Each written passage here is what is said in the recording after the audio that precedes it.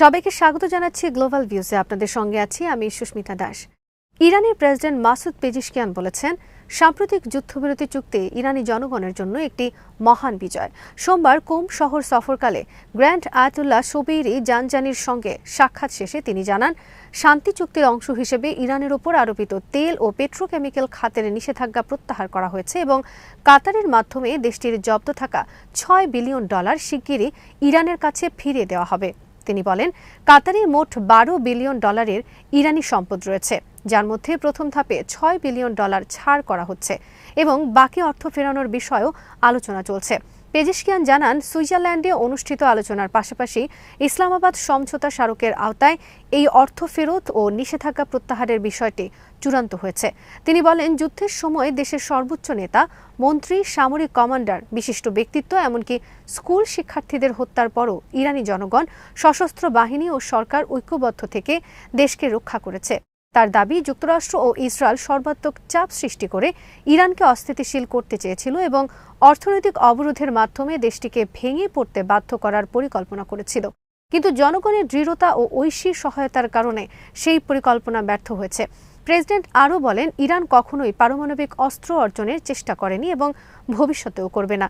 শহীদ সর্বোচ্চ নেতার ঘোষিত নীতির প্রতি ইঙ্গিত করে তিনি বলেন, আন্তর্জাতিক সম্প্রদায়কে ইরান আশ্বস্ত করেছে যে তাদের পারমাণবিক কার্যক্রম দেশের প্রয়োজন এবং ঘোষিত নীতিমালার মধ্যেই সীমাবদ্ধ থাকবে। পেজিশকিয়ানের মতে, শেষ পর্যন্ত যুক্তরাষ্ট্রই ইসরায়েলকে এই চুক্তি মেনে নিতে বাধ্য করেছে, যদিও ইসরায়েল এবং কিছু বিরোধী গোষ্ঠী এখনও এর বাস্তবায়নের বিরোধিতা করছে। তিনি জানান, সরকার ইতোমধ্যে যুদ্ধ পরবর্তী পুনর্গঠন পরিকল্পনা শুরু করেছে এবং খাদ্য ভর্তুকির জন্য অতিরিক্ত আর্থিক সহায়তা সহ বিভিন্ন জনকল্যাণমূলক পদক্ষেপ গ্রহণ করেছে। ইরানের বিমান প্রতিরক্ষা বাহিনীর উপকমান্ডার ব্রিগেডিয়ার জেনারেল মোহাম্মদ ইউসেফি খোশঘালভ দাবি করেছেন, বিদেশি গণমাধ্যমের নেতিবাচক প্রচারণা সত্ত্বেও দেশটি ড্রোন ও বিমান প্রতিরক্ষা প্রযুক্তিতে ধারাবাহিক অগ্রগতি অর্জন করেছে। সোমবার প্রকাশিত এক সাক্ষাৎকারে তিনি বলেন, ইরানের সমন্বিত বিমান প্রতিরক্ষা নেটওয়ার্ক পুরোপুরি সক্রিয়, আধুনিক এবং সর্বোচ্চ প্রস্তুত অবস্থায় রয়েছে। তার ভাষ্য অনুযায়ী, দেশের বিভিন্ন অঞ্চলে নিয়মিত সামরিক মহড়া, স্থল ও জলসীমায় পূর্ণ নিরাপত্তা এবং আকাশসীমায় কোনো শত্রু বিমান বা ড্রোন প্রবেশ করতে না পারা, এসবে ইরানের বিমান প্রতিরক্ষা ব্যবস্থার কার্যকারিতার প্রমাণ। তিনি বিদেশি সংবাদ মাধ্যমে প্রচারিত ইরানের বিমান প্রতিরক্ষা দুর্বল হয়ে পড়েছে এ ধরনের দাবিকে শত্রুপক্ষের প্রচারণা বলে উড়িয়ে দেন। খোশঘালভ আরও দাবি করেন, ইরানের সশস্ত্র বাহিনী ইসরায়েলের ক্ষেপণাস্ত্র প্রতিরক্ষা ব্যবস্থা আয়রন ডোম ভেদ করে নির্ধারিত লক্ষ্যবস্তুতে সফলভাবে আঘাত হানতে সক্ষম হয়েছে। তার মতে, এটি ইরানের উন্নত ও বিশেষ সক্ষমতা সম্পন্ন ড্রোন প্রযুক্তির প্রমাণ।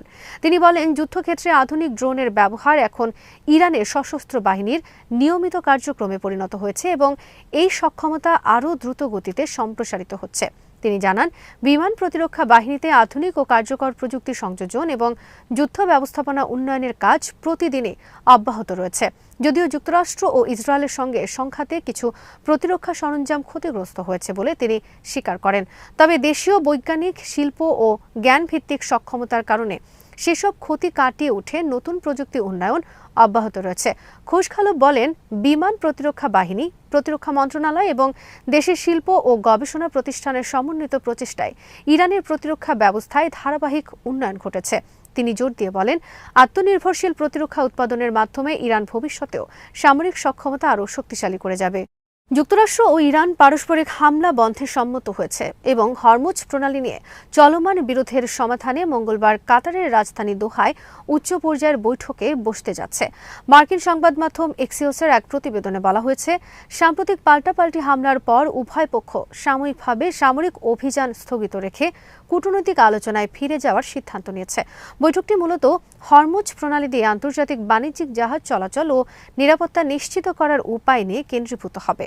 প্রতিবেদনে আরও বলা হয়েছে, শুরুতে মঙ্গলবারের বৈঠকটি সুইজারল্যান্ডে ইরানের পারমাণবিক কর্মসূচি নিয়ে হওয়ার কথা ছিল, তবে সাম্প্রতিক উত্তেজনা ও সংঘর্ষের কারণে বৈঠকের স্থান পরিবর্তন করে দোহায় নেওয়া হয় এবং আলোচনার প্রধান বিষয় হিসেবে হরমুজ প্রণালীকে অগ্রাধিকার দেওয়া হয়েছে। এদিকে ইরানের পররাষ্ট্রমন্ত্রী আব্বাস আরাগচি জোর দিয়ে বলেছেন, হরমুজ প্রণালীর নিরাপত্তা ও ব্যবস্থাপনার দায়িত্ব একমাত্র তেহরানের। তিনি সতর্ক করে বলেন, এই গুরুত্বপূর্ণ জলপথে ইরানের নির্ধারিত রুট বা ব্যবস্থাপনা এড়িয়ে যাওয়ার যে কোনো চেষ্টা আঞ্চলিক উত্তেজনা বাড়াবে এবং পরিস্থিতিকে আরও সংঘাতময় করে তুলবে। তার মতে এমন পদক্ষেপ শান্তি প্রতিষ্ঠার প্রচেষ্টাকে ব্যাহত করবে এবং নতুন করে অস্থিতিশীলতা সৃষ্টি করতে পারে।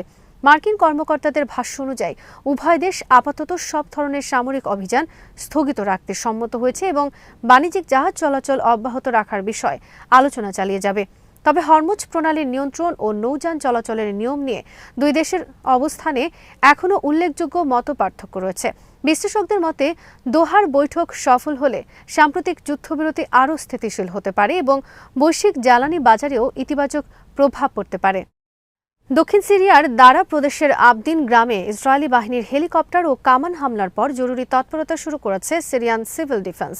দক্ষিণ সিরিয়ার জরুরি ও দুর্যোগ ব্যবস্থাপনা অধিদপ্তরের সিভিল ডিফেন্সের অপারেশনস কমান্ডার আহমেদ আল হাজির জানান, ইসরায়েলি বাহিনী একটি সামরিক হেলিকপ্টার থেকে মেশিন গানের গুলি চালানোর পাশাপাশি গ্রাম ও আশেপাশের এলাকায় কামানের গোলা নিক্ষেপ করে। তার ভাষ্য অনুযায়ী এ হামলায় কোনো হতাহত বা উল্লেখযোগ্য অবকাঠামোগত ক্ষয়ক্ষতির ঘটনা ঘটেনি। তবে গোলাবর্ষণের কারণে এলাকা জুড়ে আতঙ্ক ছড়িয়ে পড়ে এবং নিরাপত্তার আশঙ্কায় অনেক বাসিন্দা সাময়িকভাবে পাশের শহর ও গ্রামগুলোতে আশ্রয় নেন। পরিস্থিতি শান্ত হলে তারা আবার নিজ নিজ বাড়িতে ফিরে আসেন। আহমেদ আল হাজের বলেন, হামলার খবর পাওয়ার সঙ্গে সঙ্গে সিভিল ডিফেন্সের সদস্যরা ঘটনাস্থলে পৌঁছে পরিস্থিতি পর্যবেক্ষণ করেন এবং সম্ভাব্য ক্ষয়ক্ষতি ও আহতের সন্ধানে তল্লাশি চালান। যদিও কোনো জরুরি উদ্ধার অভিযানের প্রয়োজন পড়েনি, তবুও ভবিষ্যতে ঝুঁকি মোকাবেলায় সংশ্লিষ্ট দলগুলোকে প্রস্তুত রাখা হয়েছে। সাম্প্রতিক সময়ে দক্ষিণ সিরিয়ায় ইসরায়েলের সামরিক তৎপরতা উল্লেখযোগ্যভাবে বেড়েছে। বিশেষ করে দারা ও কুনেইত্রা প্রদেশে ইসরায়েলি বাহিনী একাধিক বিমান হামলা, কামান হামলা এবং সীমান্ত অতিক্রম করে স্থল অভিযান পরিচালনা করেছে বলে বিভিন্ন সূত্রে জানা গেছে। এসব অভিযানের লক্ষ্য হিসেবে সীমান্ত সংলগ্ন এলাকায় সামরিক উপস্থিতি ও নিরাপত্তাজনিত হুমকির কথা উল্লেখ করা হলেও স্থানীয় বাসিন্দাদের মধ্যে উদ্বেগ ও অনিশ্চয়তা বাড়ছে। বিশ্লেষকদের মতে দক্ষিণ সিরিয়ায় এ ধরনের ধারাবাহিক সামরিক অভিযান সীমান্ত অঞ্চলের নিরাপত্তা পরিস্থিতিকে আরও অস্থিতিশীল করে তুলতে পারে। একই সঙ্গে বেসামরিক জনগণের মধ্যে আতঙ্ক ও সামরিক বাস্তুচ্যুতির ঘটনা বাড়ার আশঙ্কাও রয়েছে।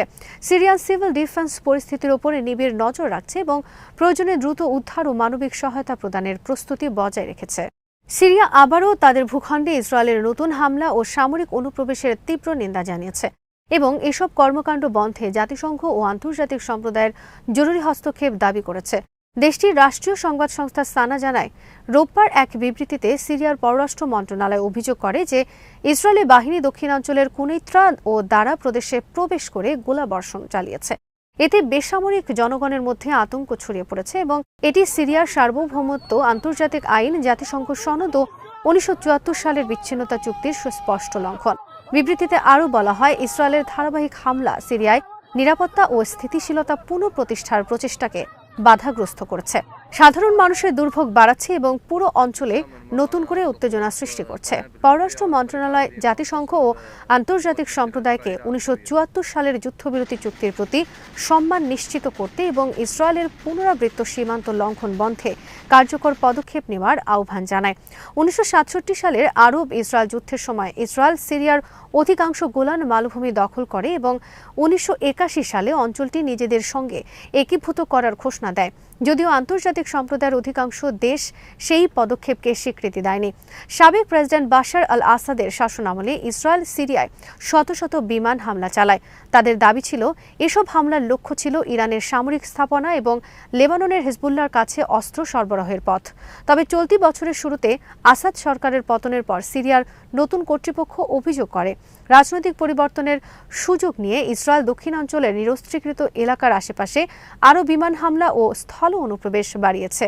অন্যদিকে ইসরায়েল বলছে সীমান্তের কাছে শত্রুভাবাপন্ন গোষ্ঠীগুলোর সামরিক উপস্থিতি ঠেকানো এবং নিজেদের নিরাপত্তা নিশ্চিত করতেই এসব পদক্ষেপ নেওয়া হচ্ছে। এদিকে আরব পার্লামেন্ট ও আরব দেশগুলোর পার্লামেন্ট স্পিকারদের 8ম সম্মেলনও সিরিয়ার সার্বভৌমত্ব, ভৌগোলিক অখণ্ডতা, নিরাপত্তা ও স্থিতিশীলতার প্রতি সমর্থন পুনর্ব্যক্ত করেছে এবং সিরিয়ার ভূখণ্ডে ইসরায়েলের পুনরাবৃত্ত হামলার নিন্দা জানিয়েছে। আজ এখানেই শেষ করছি। সবাই ভালো থাকুন, সুস্থ থাকুন আর দেখতে থাকুন বিডি ভিউজ। চ্যানেলটি ভালো লাগলে সাবস্ক্রাইব করুন, সংযুক্ত থাকুন আমাদের ফেসবুক পেজে।